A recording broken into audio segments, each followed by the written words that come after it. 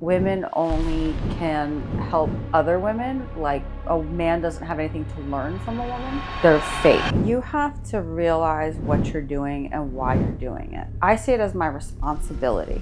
I should be dead. I mean, the homicide level is very, very high. And if you have a coach that only cares about your income, you're missing a lot. And that's the mark of a true leader. Not only do you embody it, you're like, I'm not afraid to do it, but you're gonna do it too. So you're telling me that you went from a domestic violence situation and were almost homeless to selling 52 homes in your first year and now coaching women to empower them and help them become independent? Yes. Yes, I am. That's amazing. We're here with Jessica Nelson today, and I'm so excited to have this conversation with you because I've known you for a long time, but we've never actually sat down and done this. So I really just wanted to start with something that's like really near and dear to both of our hearts because we both have daughters. What is the most important thing that you want to teach your daughters? Ooh, that's a great question, Carla. I love that. It's not just my daughters. I want to say it's all women, is that the limits that we put on ourselves are our limits. And for example, when I first started building an organization, I was told, your audience is women. You should really focus on women. And I've had the good pleasure of meeting a former drill sergeant in the Marines, a weightlifting champion.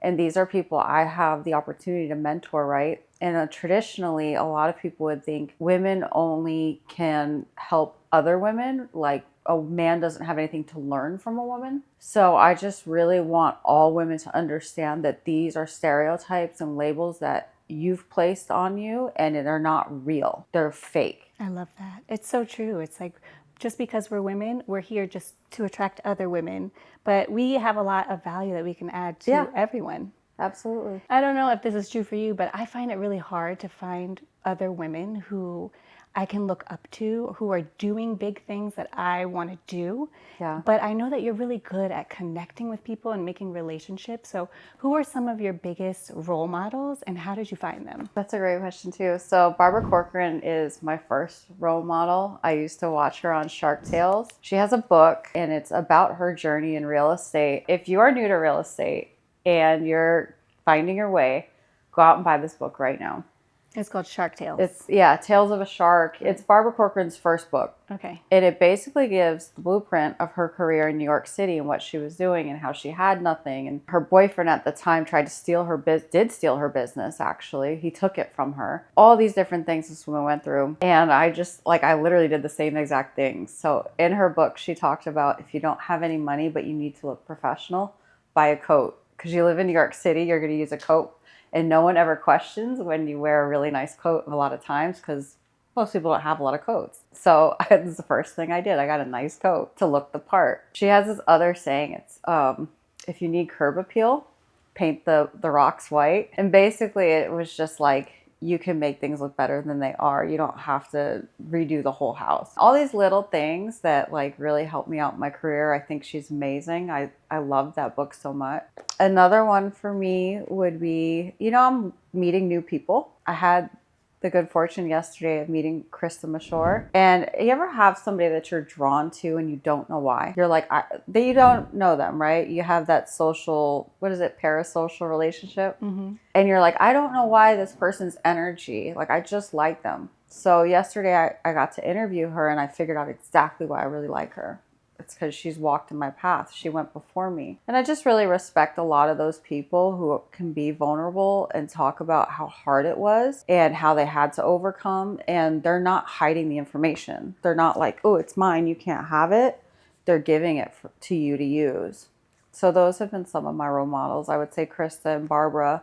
My mom, when I was little, she was like the original New York City commuter. I don't know if you guys have seen the movies. The slouch socks and the suits in the 90s. That was my mom. She worked as a librarian in a law office. And the Me Too movement was not a thing back then. She would come home crying because attorneys were brutal and really treated her awful. And HR did not give a shit back then. You don't like it? Leave. Those were the options. So I want to say that my mom has been a huge role model for me too, as a woman in the workplace.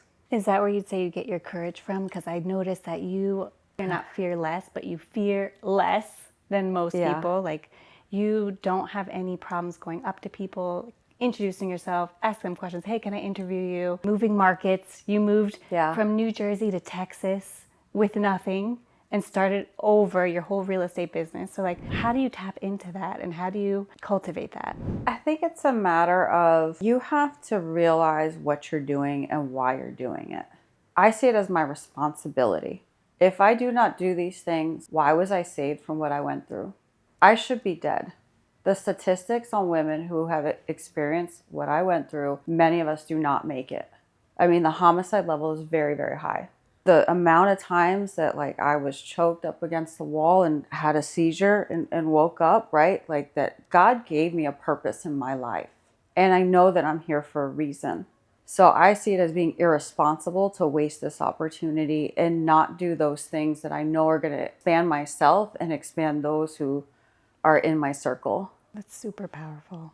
And thank you for being vulnerable and sharing that, because a lot of people don't share their stories. And by you sharing your story, you really connect with people that you don't know, that you might inspire, you know? So that's my goal. Yeah, that's awesome. I do want to ask you though, like, if you were to start again now, what would you do differently, or would you do anything differently?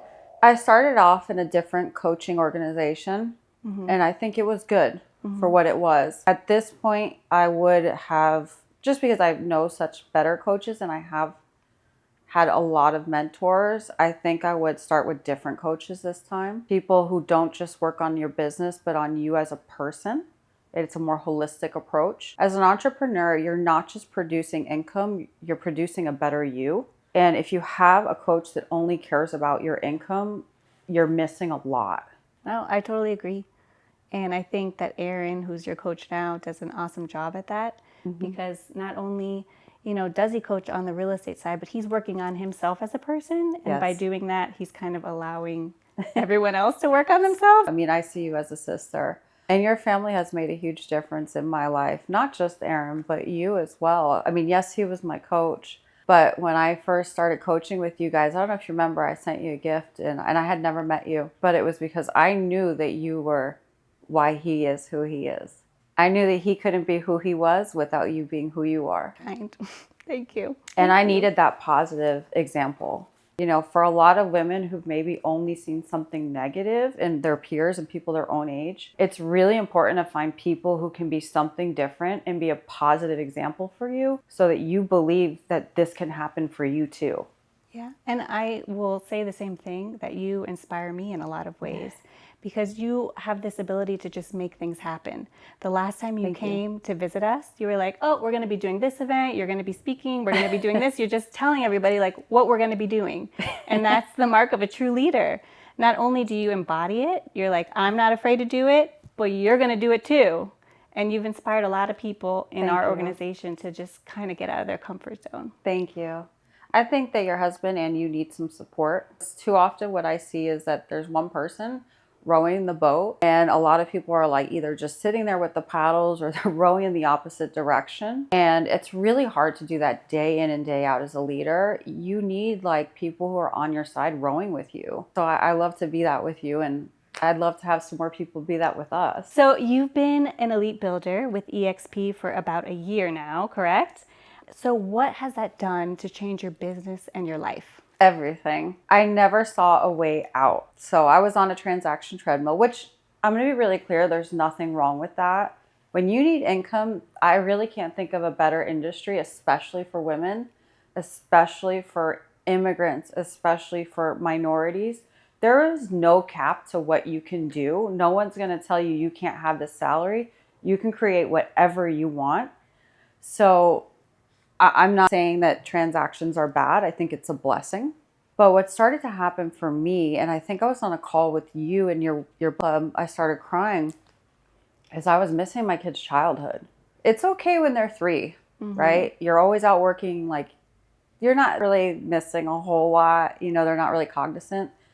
But when they're 10 years old, they're 12 years old, they're 13, you have to be there. Like They need you. Yeah. So this has just been totally life-changing for me.